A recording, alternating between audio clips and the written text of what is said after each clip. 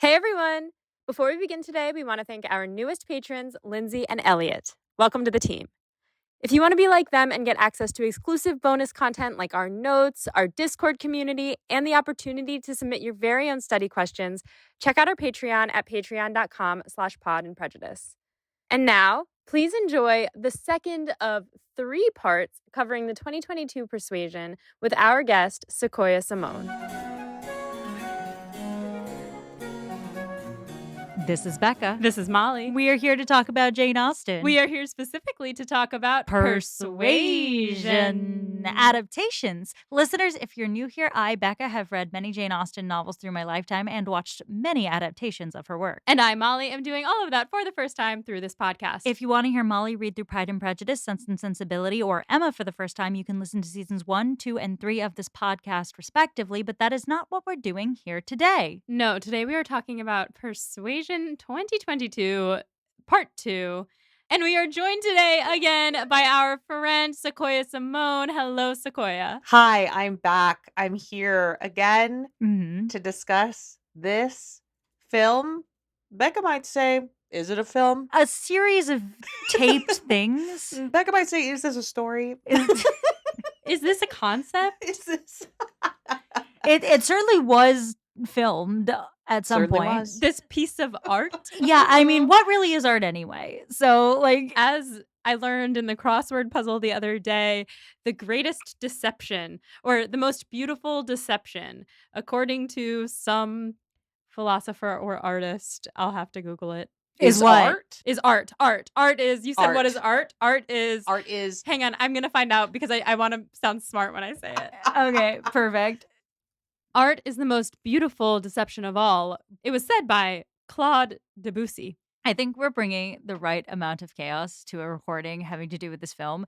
Listeners, if you recall from last time, we left off after, oh Lord, it was after they were about to go on a walk. They were in the garden, and the Musgrove girlies were hiding behind trees, trying to make it so that Mary wouldn't see them, and trying to tell our protagonist not to tell Mary that they were there. And, I think that we had come to sort of like the end of that spot, but we had not yet touched upon the Italian. The Italian, which I'm fairly certain is just a voiceover as Dakota Johnson moves her mouth. Yeah, I don't think that's her voice. It's definitely not her voice. No. Listeners, you can weigh in. I don't think Dakota Johnson speaks Italian. But the thing is, like, even if you don't speak Italian, it's actually not difficult as an actor to, like, say Italian words. Sure, to learn a few phrases. Like, Italian and English are not such dissimilar languages. Like, no. I can say mozzarella di bufala, and that's like, Italian. And I say that in my regular life. And that's basically what Anna's saying here, too. She's like, cappuccino. Yeah, literally. She literally says cappuccino. Prosciutto. Stromboli. She literally says Stromboli. But there's just something about it that doesn't sync up perfectly with her mouth. It sure doesn't. And I love this because it is an encapsulation of the level of detail in this piece, like the level of care for the detail. I mean, it's really just not difficult to learn a few phrases in Italian. Like, it's not a very if you speak English, Italian is not a very difficult language. Yeah, I mean, well, I used to sing in Italian, so I used to learn Italian words and what they meant when I was singing like opera pieces back in the day. And like, that's why I'm saying, like, Dakota, it's not that hard. I used to perform in Italian. I don't speak Italian. You just learn the pronunciations and you live your life. yeah, I mean, I suppose there's a world in which it is her, and I'm misreading the situation. It's possible. We all collectively misread the situation. Dakota, if in fact you are speaking Italian, and if you want to come on this podcast, we're so sorry for everything we've said so far. She does not want to come on the podcast, folks. Wait, but to bring it back to Pedro Pascal. Oh, gosh. We haven't talked too much about Pedro Pascal on the pod, but We go haven't on. talked about him at all, but I want you to know, listeners, that we went immediately from a conversation about Pedro Pascal being so baby girl into this, and she is starring in a new movie with Pedro Pascal, written by a Celine song that I cannot wait for. How do you not pick Pedro Pascal? I gotta see this movie because Who is? Oh my God, it's Chris Evans. it's Chris Evans. It's Chris Evans. Yeah. Pedro Pascal every time. They're every both time. They're I'm both sorry. They're both hot. I will not dispute that. But I would say like Pedro is more my type of hot than Chris Evans is, but they're both hot. Yeah, but Chris Evans, like, his legacy to me is Captain America, and Pedro Pascal is like daddy. Like, he is the Mandalorian. He's Right. Joel Miller. Well, He is daddy. That's the thing that's confusing about the casting in that movie is that like Pedro Pascal is cast as like the nice boy that you should want, and Chris Evans is like the one she's drawn to, and I'm like, no, swap. Well, Pedro Pascal is the nice boy that you're drawn to. He's both. He's everything. He is everything. And folks, from the trailer, he's loaded. And honestly, I'm into it. Yeah. I mean, this is a different movie, and we'll get to it when we get to it, but it looks kind of like more Emma than Persuasion because she's a matchmaker in the movie. Oh, yeah. I did catch that. I was like, I wonder if this is it's not. It's not. It's can just you a imagine? Classic Celine song. What else has she done? Past Lives. Past Lives. Yet another woman who is caught between two men kind of a situation. Yeah. Haven't we all been that? But in Past Lives, it was so like sad, and this one feels more like a rom-com from the trailer. It does. So, but it also looks like it might be sad. I guess we'll find out because we're gonna watch it. Because we're gonna watch it because Pedro Pascal is in it. We'll watch anything that he's in, and Hollywood knows that. They sure do. They looked us in the eyes. Yeah, that's why they put him in that top where you can see the sides of his body. At Cannes. Oh my God, those photos! I saw a video. Okay, one more thing about Pedro Pascal. I saw a video where it was a guy who was crying, and he was like, I need you all to stop sending me photos of Pedro Pascal and Cannes. My marriage is on thin ice. I'm one photo away from a divorce. Really? Last Pedro Pascal question, because I think this is crucial to, science and academia. Which Jane Austen hero is he playing? Oh my God. Because I have a very clear answer on this one. Okay. He's playing Colonel Brandon. No. That was my first thought, but not for me. Okay. He's age appropriate for Colonel Brandon, but we're going to forget about that for a minute. Sure. We're going to take it into a modern, we've got adults playing. I have a clear bullet to the heart answer here. Okay. Knightley? No. Who? Wentworth. Oh! No, you don't think so? I think I might have to disagree with that. Not that I wouldn't watch it. Not that I wouldn't watch it. Not that I wouldn't probably love it. I do want to hear about Knightley. I want to hear about your Colonel Brandon take. I think he's a little too suave to be Colonel Brandon. Yeah, that was my thought too. You need a gentle charm for Brandon, but that's why Alan Rickman's so perfect in the role. Is that it can't be more obvious that he's charming than Willoughby, and I don't think Pedro can pull that off.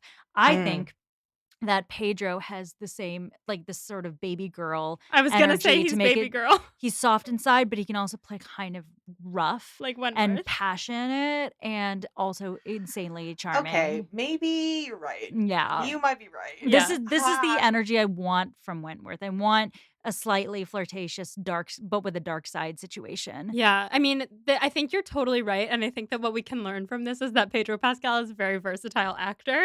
So back to Captain Wentworth. Yes. we were like, cappuccino. We did not make it through the first half of the movie last time, so we should get started. We sure should. So they're walking. Yes. Mary is complaining about the bugs because she hates moving her legs. And Louisa on this walk asks Anne's permission to go after Wentworth. What do we think about it? I hate it. Yeah, I mean, I also hate it.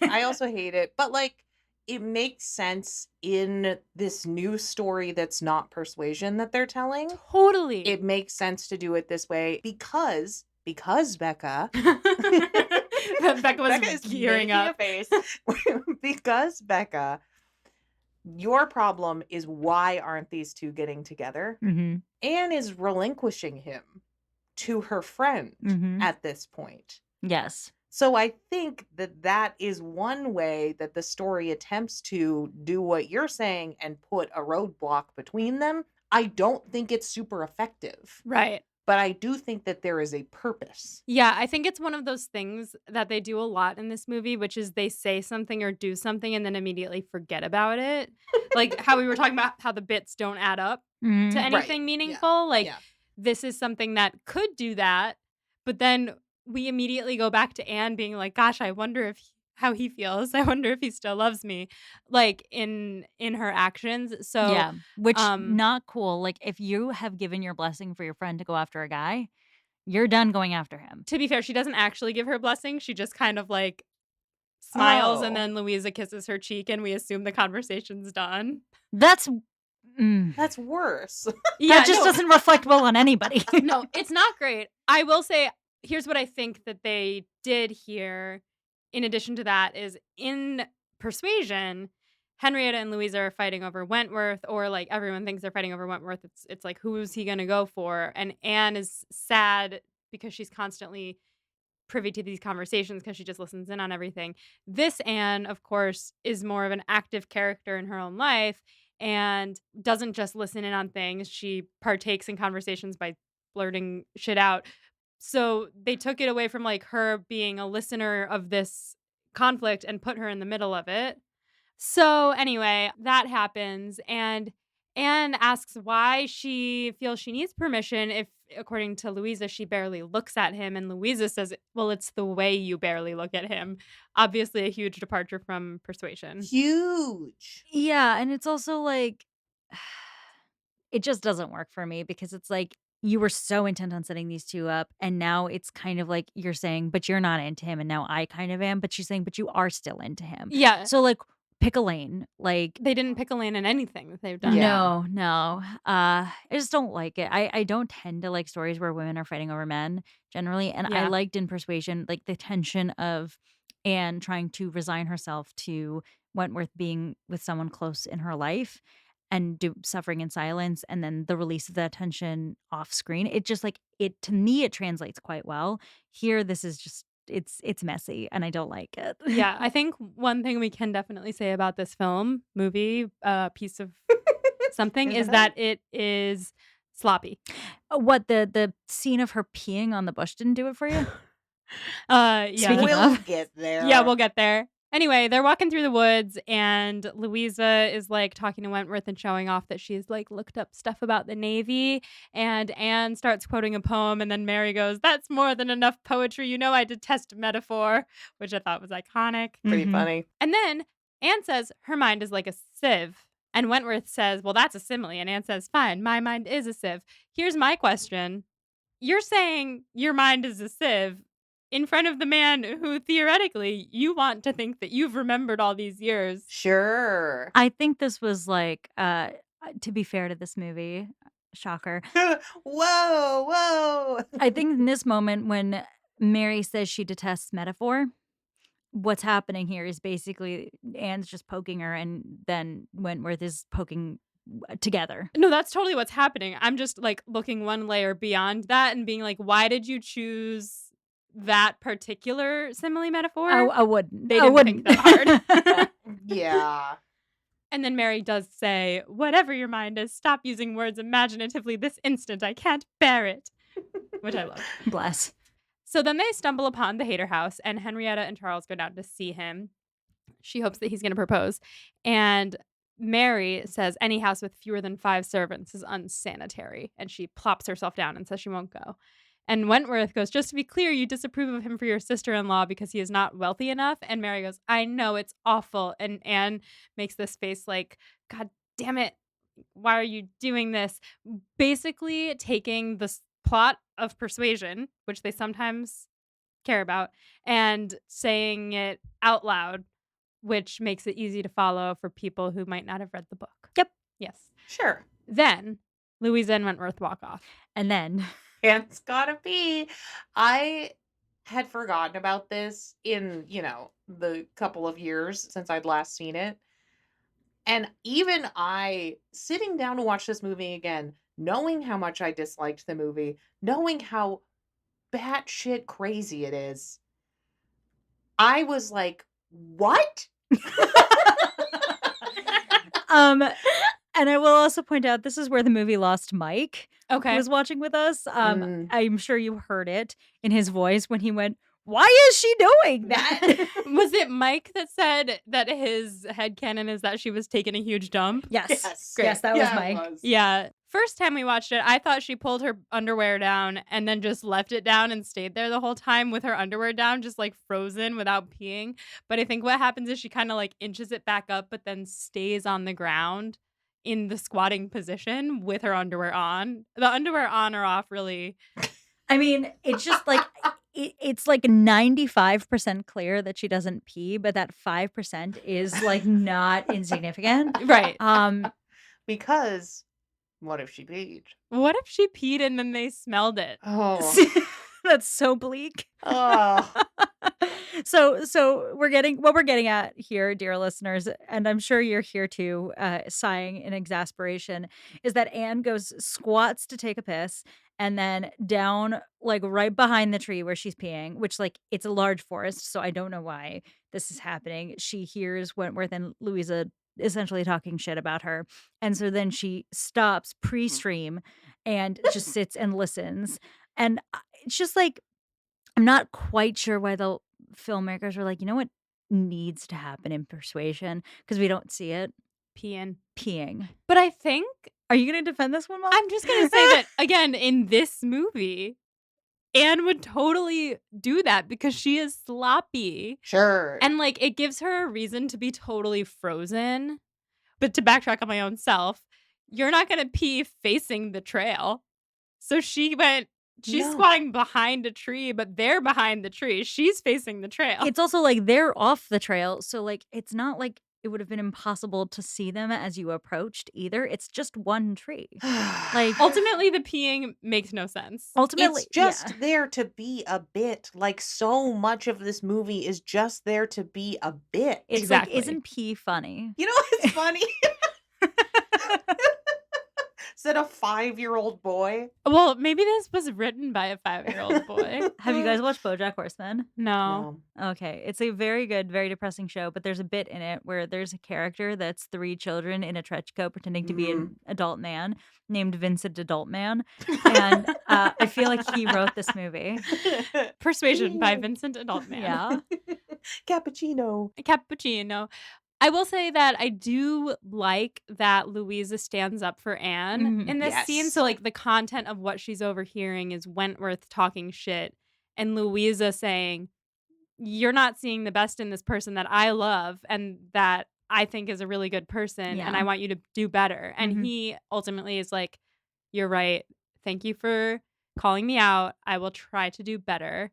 And then Louisa's like, okay, now teach me how to use a sextant. You know what's funny? Sextant. It's funny because she was peeing when they said sextant. Yeah. She was peeing. They said sextant. Yeah. Yeah, I mean, I like that she stands up for Anne, but also, like, she did such a good job standing up for Anne. I was like, why are you still talking to this guy? Right. Like, the whole, I don't know what happened between you and I'm not asking is like, but you're just ignoring that they have this past and you're just going to move in on him like that? Yeah. It's not a good look for our girl, I'm going to say. Again, a shame because I genuinely quite like the actress playing Louisa. I think she's great and a good cast for the role, a sweet cast for the role, like a little sweeter and gentler than Louisa usually is. Yeah. But the writing they do for her is like pretty wild.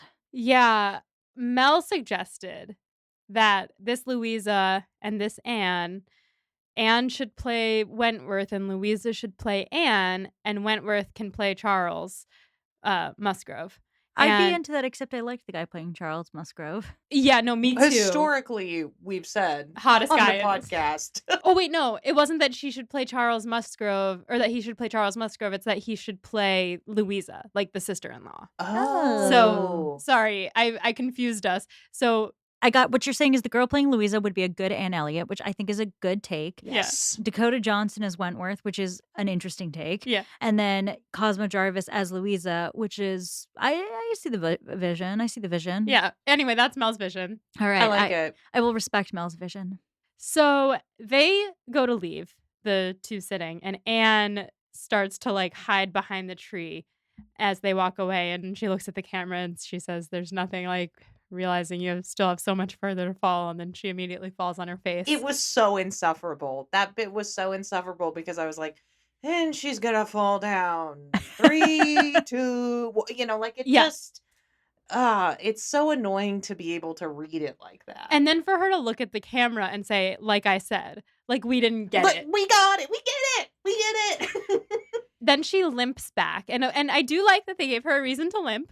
However silly the reason was. Sure. She limps back and the Crofts ride up and they invite her for a ride and she's like, no, I like the fresh air. And Wentworth is like, can you please let this be easy? Which was kind of like rude, right? Yeah. I'm on record thinking that in the 2007 Persuasion, when he plunks her down on that cart, it's like pure gold. Like, I loved that scene. This is the opposite of that. He doesn't even touch her to help her into the carriage here. Instead of giving us a little moment where they touch and there's tension, there's like a sassy retort that just shits on her. Yeah, which is, it's weird. That's the story of this entire film. So true. But he says it with like a kind of gleam in his eyes. Like he never loses that hope on his face because he kind of has like chronic puppy dog face. It's half agony, half hope because Wentworth's hopeful and we're in agony. Woo! Am I being too mean? No, that's perfect. So anyway, she smiles at him as she is riding away and he looks after her with misty eyes. And she gets home and she's massaging her foot and we get this really weird scene of her asking her nephew to hug her so tightly she can't feel her body anymore. Yeah. Yeah, I didn't hate this scene so much. It is a little weird. Don't bring your problems to a little child, ever. But one of the bright spots of this film for me is the playful relationship Anne has with her nephews. The playful relationship I love. This was like, she pulls him aside and he's like in the middle of something. And she's like, give me the tightest hug you've ever given anyone. They have this hug and then he gets called away and she just like reaches out after him like he was her last hope. And it's just like, don't put all of that on this 5-year-old. Yeah, it's a lot to put on a 5-year-old. I did find it to be an interesting character beat for her. And I'm like, I don't want to defend this too heavily. Defend it. It is a weird scene for sure. But one of the things that this adaptation almost always lacks is like the complexity of Anne and what she's going through and the moments where we get her like in a moment of actual genuine vulnerability, I think are the most interesting moments that we get with Anne. And this is one of the only ones for me where Dakota Johnson actually translates as sort of lost and sad. And instead of kind of like annoyed or with literal like syringe drops of tears on her face. Yeah. That's a good point. If you're not careful, I'll end up liking all of this movie if you defend the parts that I don't like too much. Oh, okay. In this part, I do think it is showing us that Anne doesn't have any friends except these 2 children. Yes. Which is kind of true to the story. It's true. No, it's a good point.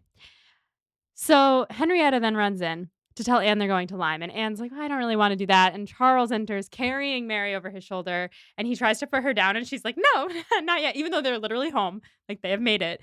And she says she needs Anne to come so that she has someone to talk at when the others stop feeling obligated. And Anne looks to the camera and is like, pretty self-aware. Yes. Then we get this shot of the beach at Lyme. And it's very beautiful.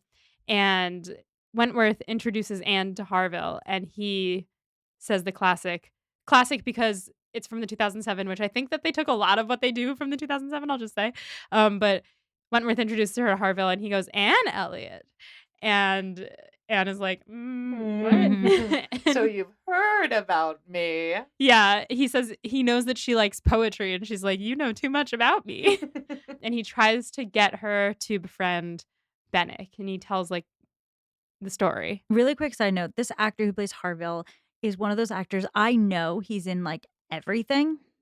This is so dorky. I think he's in the Shadow and Bone show, Oh. and he's also in Lady Jane, which I haven't watched. My Lady Jane? Or Yeah. Lady The one Yeah. that, like, just came out that Mhm. everyone was totally obsessed with, but that I didn't watch yet, and I probably won't watch because it got canceled, but everyone was like, "Yeah, this is the greatest thing that Netflix has put out in years."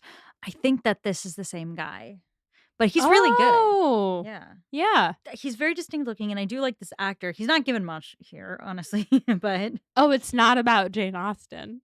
This no, whole no, no, time no. I've really thought it was. It's about Lady No. Jane Grey. Something about a horse. Anyway, so Harville tries to get her to befriend Bennick, and he tells her the story about Fanny and Bennick and all of that. And we watch Bennick like looking sad out at the water. And then Harville says that the universe always has a plan, and all that is meant for one will find one.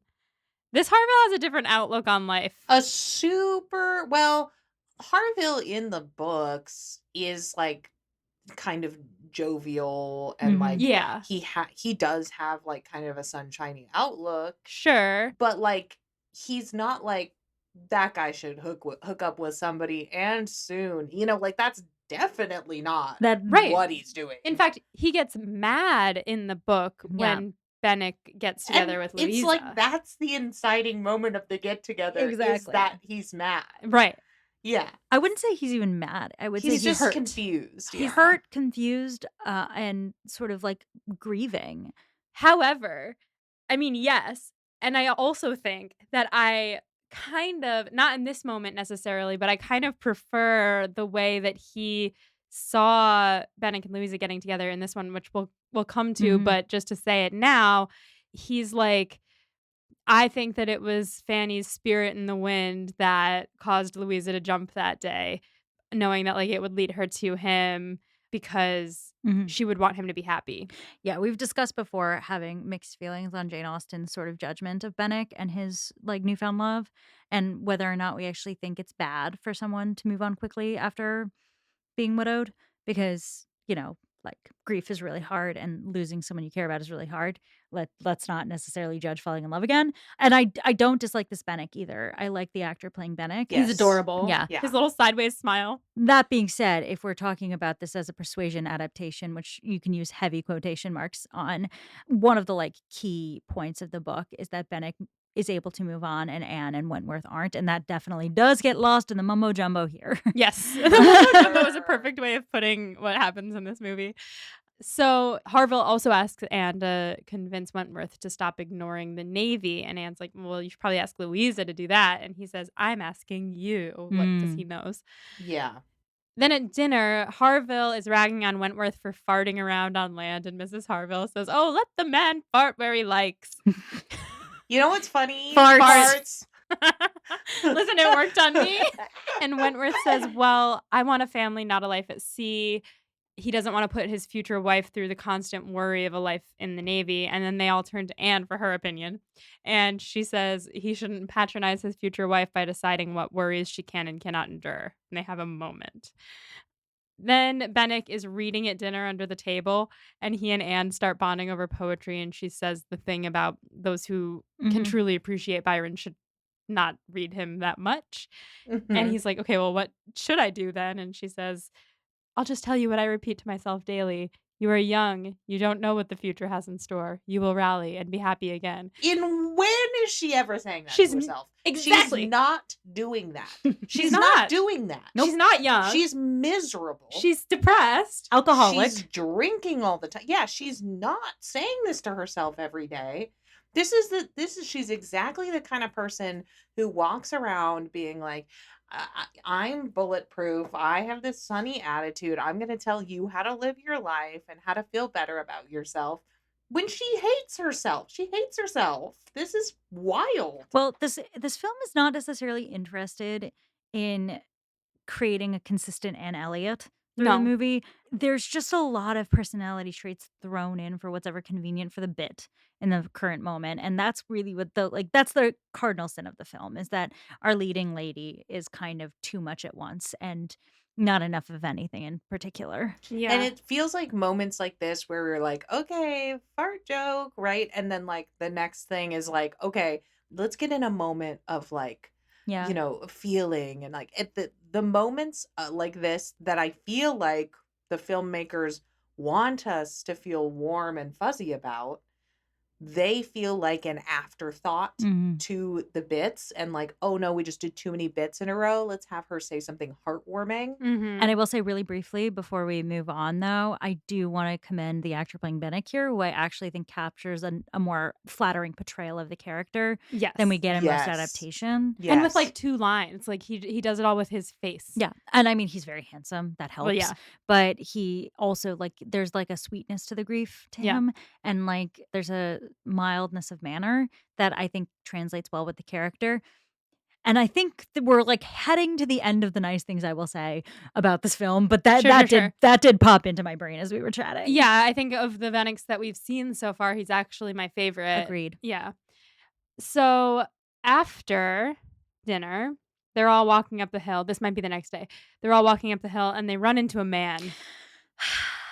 And I was shouting. We were watching this movie and I was like, Henry Golding, you guys, Henry Golding, Henry Golding. I do love Henry Golding. Like I think He's so handsome. pretty. He's from Crazy Rich Asians. Oh yeah. boy is he. Oh boy is he. He is. I did see that movie. I think he's stunningly gorgeous. I don't think he's styled the best here, but you cannot hide how beautiful he is. Yeah. And I have a lot of opinions about the treatment of Mr. Elliot in this film, and I want to protect my boy Henry Golding from my criticisms. Please remove Henry Golding from all criticisms about Mr. Elliot in this film. Thank you, everyone. Because I think the Elliot that was written, he's playing great. Yeah, great actor. But the Elliot that is written here, where the liberties taken are bountiful, abundant. Yes, sure. I will say that I feel like the movie made a big deal about this encounter, and I couldn't find where the like issue was because he walks up to them on the path. They're all standing on this like little path, right? Tiny path. Not very tall grass on either side, very easy to step off to either side. He's standing there, he blocks their way, and he's like, I think I'm in your way. And Anne's like, it would appear so. Maybe you can fix that. He gets out of the way, they walk by, and then Wentworth blocks his path, and they have a face-off. For what reason? And also Anne is way far away, so like no way in hell did she see this face-off. Right, it's just there for the film to be like, these guys don't like each other. They're in competition for the same girl. Yeah, which is kind of the first, or maybe not the first moment where I feel like this movie tried to take tropes from other Jane Austen movies and use them to its advantage. For example, this one being Wickham and Darcy. Yeah. And then like Henry Golding would be an amazing Wickham. Amazing Wickham. He would be awesome. But that's not the character he's playing here. No. And I do actually think it's important to note here, I don't know whether or not it's a natural chemistry between the actors thing or a writing thing or a directing thing, but the movie does not seem to give a shit whether Anne and Wentworth get together. And there is just like, it does seem to kind of almost be rooting for Mr. Elliot a little bit, which is not how you want your persuasion to go. No, because Mr. Elliot's a bad guy. He's not in this. Not here. Yeah, he's a bad guy. I don't know what's happening here. Well, I think that the movie wants us to think that it's bad that he's flirting with Anne when his main goal is just to get Mrs. Clay away from her dad. And the way that he does that is by making out with her at the end. See, I didn't think the film was judging Mr. Elliot so much for that because he ends up, and spoiler alerts to the end of film, marrying Mrs. Clay. The judgment is not as intense there. I think that this movie is actually doing something that you and I chatted about on air, which is what if the other guy's fine? Like, what if he's not a villain? Sure. Yeah. Because he's kind of a sleazebag, but so is she. Like... Yes. And so, like, again, it's just not fucking Persuasion, where the other guy is a sleazebag. In this film, he's not. He's actually kind of a viable suitor, and he ends up kind of choosing somebody else. But she's like, that's totally fine because I want someone else go off and be happy. And he's like, okay, I will. Like, this Mr. Elliot is just not a villain. Yeah, I almost think they're trying to make it seem like this is like the era's version of like if some like drunk guy at the bar was like, "Oh, am I in your way? Hey, what's up, girl?" Yes. You know, like it feels like it's trying to make that approximation, and that approximation just like doesn't work. I also think this movie thinks that was a move. Like, oh, it does. For sure. It is played like it was super charming, and to me, it was very annoying. To me, it was just none of the above. It was just like, why are you happening? You literally have barely even laid eyes on this person. Like, why are you flirting so hard? Anyway, next we get Wentworth hopping from rock to rock on the beach and Anne playing in the sand. And this is where it really starts to derail. Another thing they're doing that they're just going to plop in here and then no payoff. Becca just took her glasses off to rub her temples. Yeah. So he comes down to talk to her, and he's standing very close to her. And he apologizes to her for this morning, saying like he didn't need to protect her. The situation with Mr. Elliot that I think they're making way too big of a deal out of because not that much happened and Anne doesn't even know that you confronted him. Yeah. And he goes, "I'm not your older brother. In any event, you never had any trouble speaking for yourself." And then he says, "We've never gotten a chance to talk." He says that he's had 1,000 versions of her in his head over the years, some of them good, some of them bad. And she says, likewise, "I never knew if you knew how much I cared." So here's a question. After this conversation, why are they not just together? I have not an answer. I don't have an answer. Because they're standing on the beach and they're basically just being like, I still have feelings for you and like, I've missed you. And then they're like, but we'll be friends. Yeah, he asks her to be friends. Yeah, but that doesn't make sense because he's basically making it clear he still has feelings and she makes it clear she has feelings back. I think he's saying, over the years, I've never forgotten about you and I want you in my life. He's not making it clear, except for with his face, that he's still in love with her. But no, here's the thing. If my ex came up to me and he was like, I've thought about you so much over the years. Like, I can't stop thinking about you. And also, we know by the end of the film, he's ready to confess that he's in love with her still. And she basically says it back to him. Like, this is the point where, like, the impediments to them being together are not clear because you can make it a psychological thing where they're both not ready. But the film doesn't really do that. You can make it a Louisa thing, but he makes it pretty obvious in the scene that he's not into Louisa. He doesn't make that clear yet. He makes that clear. Yes, like in like a scene or two. Very shortly, he's going to basically make that clear, like post-jump, that he... Well, I'll get into my feelings on that. Yeah. But I completely agree with you. But I think that here, what they're asking us to believe is that there's a misunderstanding, that they both think the other person is over them and wants to be friends. If they wanted us to believe that, they should have written that. Zing. Zing. Yeah, no, that's totally true. That's not what they wrote. No. That's not what the scene is. The scene is them going, I love you. Let's be friends. Exactly. Yeah, so he says, let's be friends. And she says, that's exactly what I was going to say. But like, again, all over her face is devastation. So I don't know why he's confused. And then he's like, okay, good talk. Oh, first he tells her he hopes that she finds love. Yeah. Which is the worst thing you can hear from someone you're in love with. Yikes. But it's like setting the precedent for them to be able to talk about their romantic endeavors with each other, which they do a couple of times. It's all very odd. But the biggest thing is, even if we're, saying that they're not telling each other they're in love, the heart of Persuasion is that they're not friends.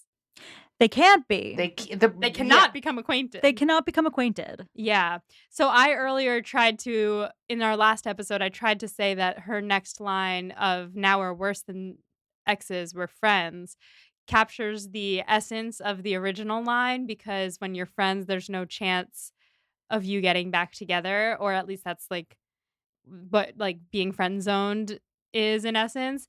But you both very artfully put me in my place. I'm so sorry. No, that's what this podcast is for. I still kind of think it, but That's what we share different opinions. So she says that she hopes that he'll pursue the admiralty, and he says people who think that he would like that don't know him. And she says, "I know you. I know you want a life of consequence." And then he says, "Can I tell you a secret?" And she's like, "Yeah." And he's like, "All of my worst moments at sea, I thought to myself, WWAD, what would Anne do?" And then she goes, "You lie." And he goes, "I truth." I truth. I truth. The first thing that I thought was, "Are you calling me a liar? I ain't calling you a truther." Persuasion 2022, spoilers, no context. There's so many good things that can go in the spoilers, no context. We could have an octopus, which we'll get to. We could have Rick and Josh. Oh, yeah. And maybe someone just walking into the ocean, because that's just about what happens here. That's exactly what happens. Yeah, she walks into the ocean in her bathing suit for bathing. Yeah. All right, here's what we need. We need an expert to tell us, did they have anything akin to bathing suits back then? I don't know, but wouldn't it be really cold? It would be a lot of things. But it doesn't matter. She's heartbroken, and so she must walk into the sea. To be fair, that is what I do when I'm stressed out. I like to swim. Yeah, but the way that it was like in her dress, I was like, is she gonna drown herself? Also, he wistfully looks back at her, and she just does like a couple little breaststrokes, then she comes right back out. Yeah, well, what I thought was funny was that he says, "Don't go out too far, the riptides." There I go again, trying to protect you. I just want to know, what about her current appearance made you think she was going for a swim? Like, I know he was right. Right, but so also, is she wearing a bathing suit? Is that a bathing suit? Someone please tell us. Also, I am someone who swims a lot in the ocean. If there are riptides, you don't swim. That's Right. the rule. Right. Don't get in there. Yeah, and there were definitely not riptides in that water. It was very gentle. Yes, it was. I wanted to call attention to him telling her that she's so good in an emergency. Obviously, we haven't gotten to that part yet, but he knows it already. And he tells her, and then he says, "It angers me the world denies you the chance at a public life. You'd make a great admiral." I kind of liked that, because not that Anne wants to be an admiral. This Anne is very not equipped for that. But I like that he acknowledges that, like, as a woman, she doesn't have the same opportunities as him. Right, because Wentworth in this adaptation is kind of just like a soft feminist. Yeah. And that's fine. It's just like, yeah, well, then why don't you just tell her that you love her here on this beach? It's driving me insane. Yeah. And at this point, he hasn't even attached himself to a Louisa so permanently that he can't turn back on it. So why is he doing this? Yeah, I mean, I know it's not persuasion, so it doesn't really matter, but like the pain and the hurt that prevents him from being able to like confront how he feels about her, not even there. So like, what's preventing him from confronting how he feels about her? Nothing.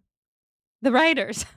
So she gets back to the hotel and she runs into Elliot, and he's like being really smarmy, and he calls Wentworth her minder, and they're flirting back and forth, and he's like, "What should I call you, miss?" And she goes, "Miss, simple." And then he says, "Well, I see you again." And she's like, "We'll have to entrust that to Providence." This Providence thing is not a line in the book, right? Like, that's just out of the 2007. Right? I think so. I don't recall. Yeah. Are we looking? Yeah.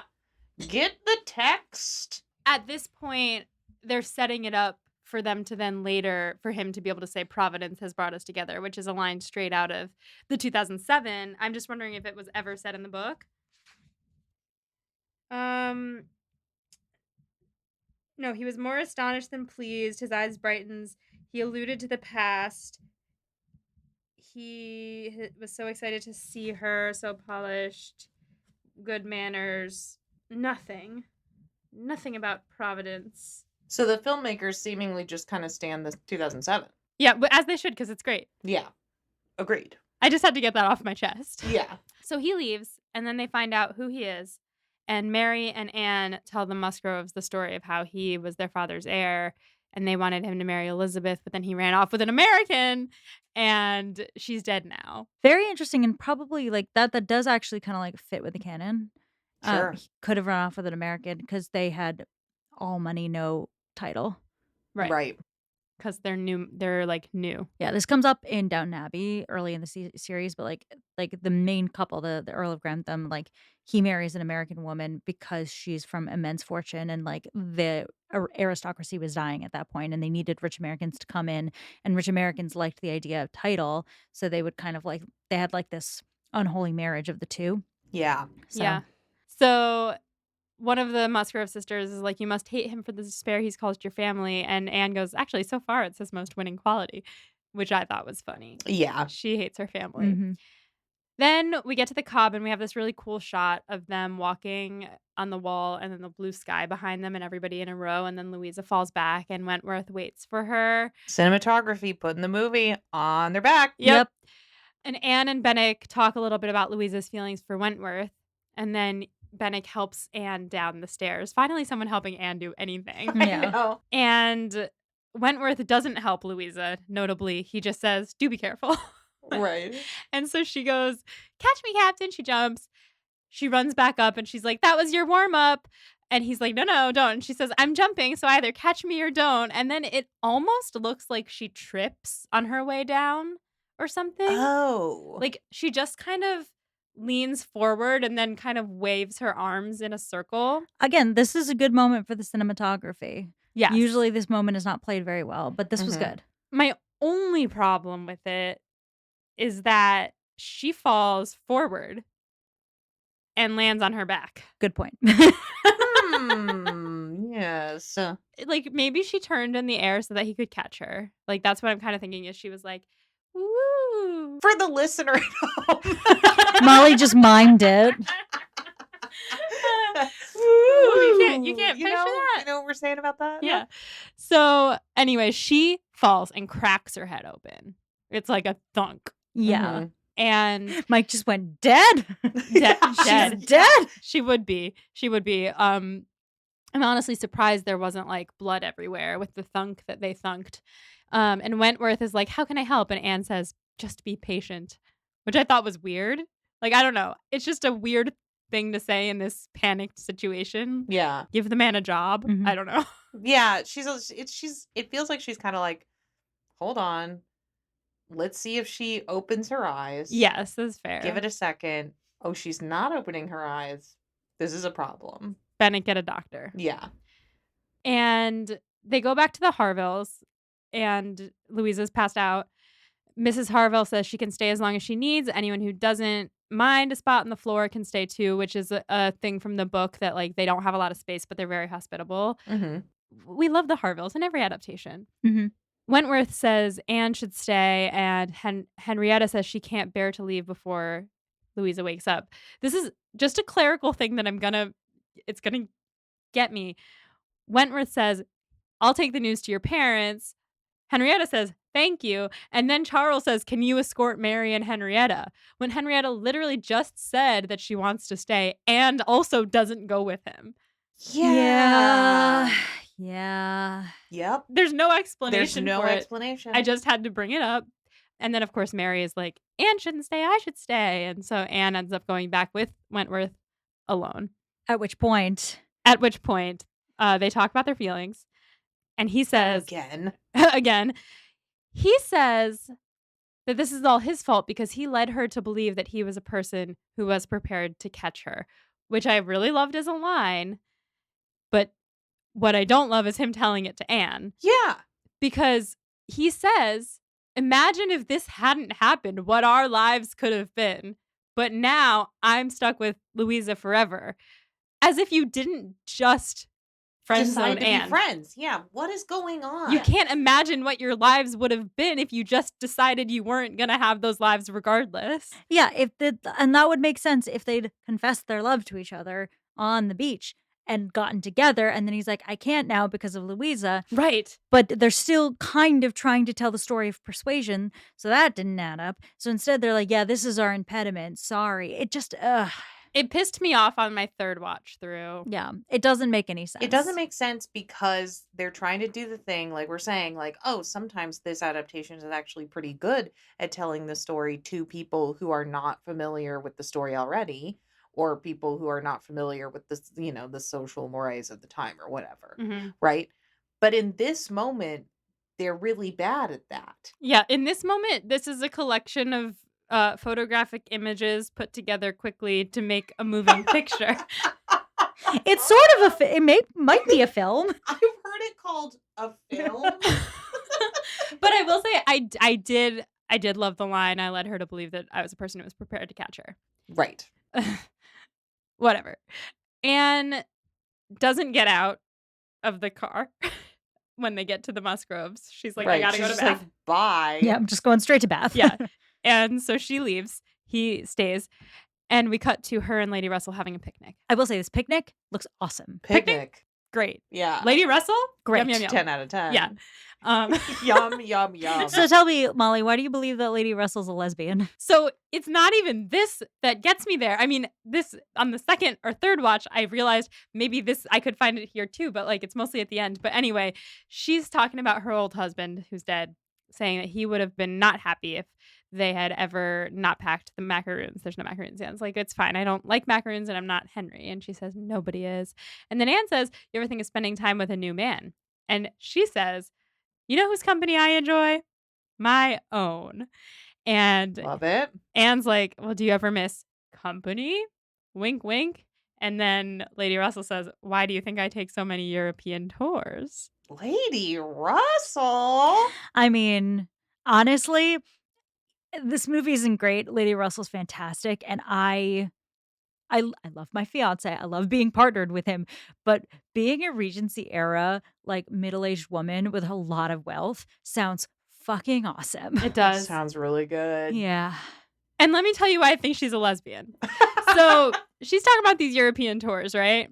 Now, this is based on a piece of fan fiction. I can't find any academic proof of this. I didn't look that hard, I will admit. But like in a piece of fan fiction we once read for our live show at the Ripped Bodice, we had Mary and Charlotte going on a European tour with a bunch of lesbians so they could go be free overseas with each other and hang out with other lesbians. And I'm wondering if there's any historic evidence of that actually being a thing, because at the end, Lady Russell is looking at her brochure about her European tour, and it says something like discreet and majestic or whatever. Like, why would you need to be discreet? Obviously, like, you're going to have sex with somebody. It might be men. I'm accepting that this Lady Russell's gay. Great. Like, as my canon. Yeah, you don't have to convince me. Great. All right. I'm glad we're all on the same page. Listeners, glad you're also just accepting this. Yep. Thank you so much. Yeah. Thank you so much. This adaptation giving us Lady Russell lesbiandom is just a gift. Yeah, absolutely. And she's so hot. And so she's my favorite Lady Russell.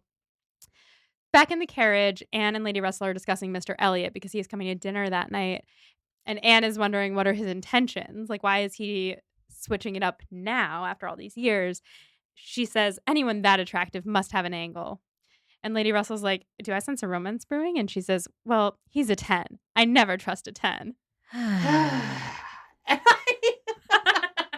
I hate it. I hate it. I mean, I guess it's kind of a movie and it's kind of Persuasion. This is not very Persuasion. Like, girls are not going around talking like this.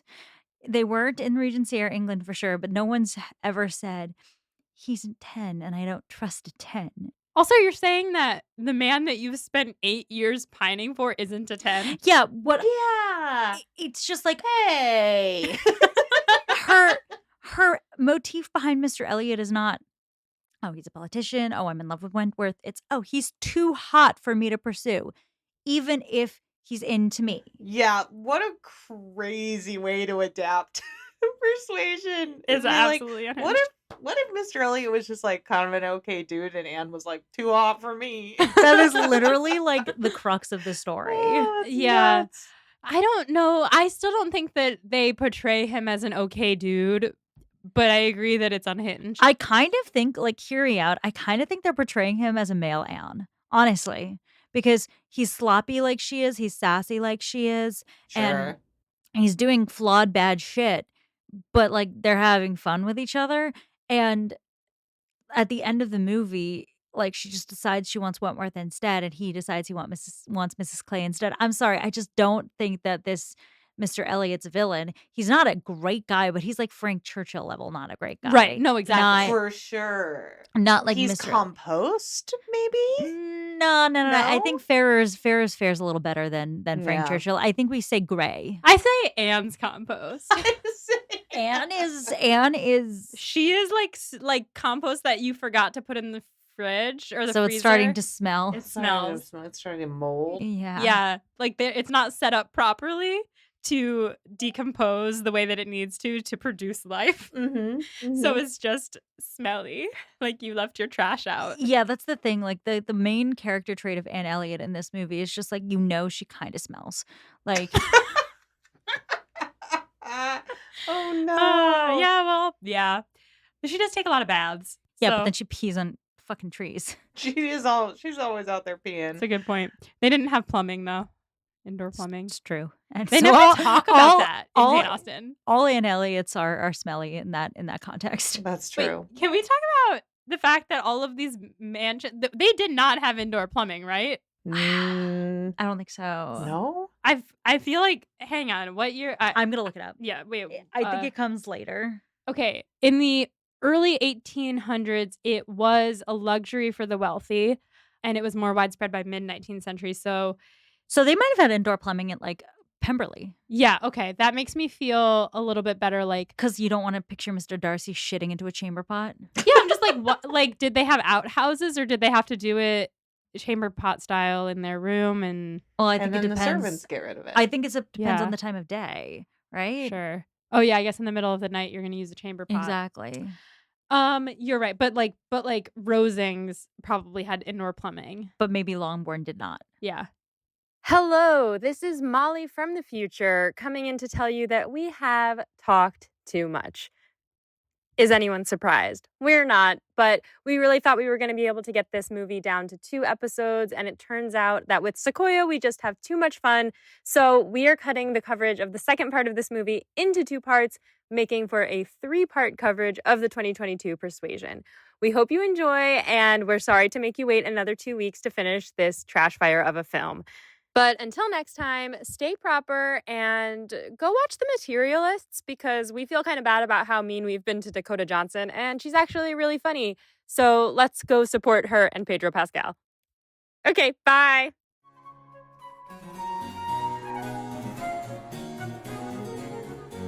Pod and Prejudice is edited by Molly Burdick and audio produced by Graham Cook. Our show art is designed by Torrance Brown. Our show is transcribed by SpeechDocs Podcast Transcription. For transcripts and to learn more about our team, check out our website at podandprejudice.com. To keep up with the show, you can follow us on Twitter, Instagram, and Facebook at Pod and Prejudice. If you love what you hear, check out our Patreon at patreon.com/podandprejudice to see how you can support us, or just drop us a rating and a review wherever you listen to podcasts. Thanks for listening.